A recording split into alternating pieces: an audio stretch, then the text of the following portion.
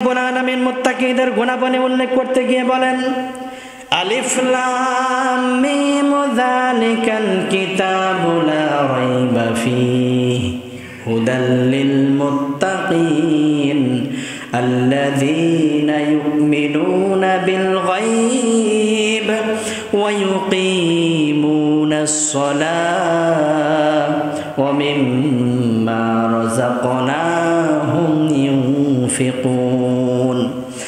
রাব্বুল আলামিন বলেন হুদাল লিল মুত্তাকিন, ওই সকল মানুষগুলো হেদায়েতের উপরে রয়েছে যারা মুত্তাকি।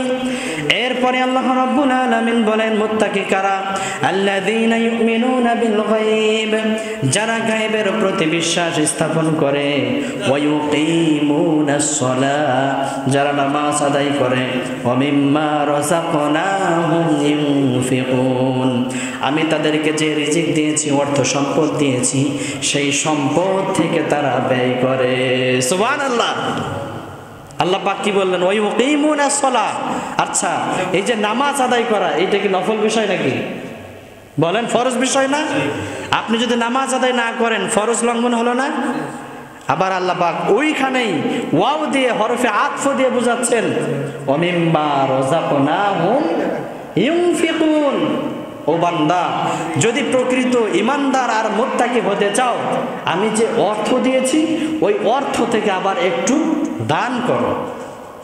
তাহলে কি বুঝলেন? আল্লাহ পাক ফরজের সাথে নফল উল্লেখ করলেন কিনা? বলেন সবাই, করলেন কিনা?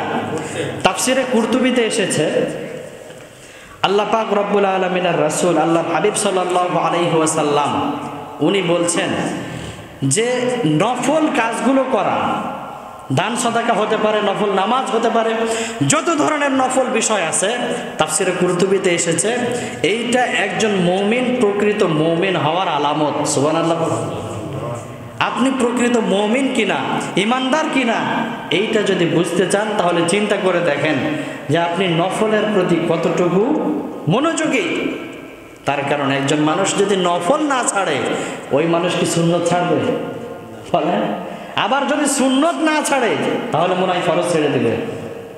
তাহলে নফল যদি কেউ পড়তে পারে, নফল যদি নিজেদের ভেতরে কেউ ফিট করতে পারে, তাহলে বুঝতে হবে ওই মানুষটাই প্রকৃত ইমানদার।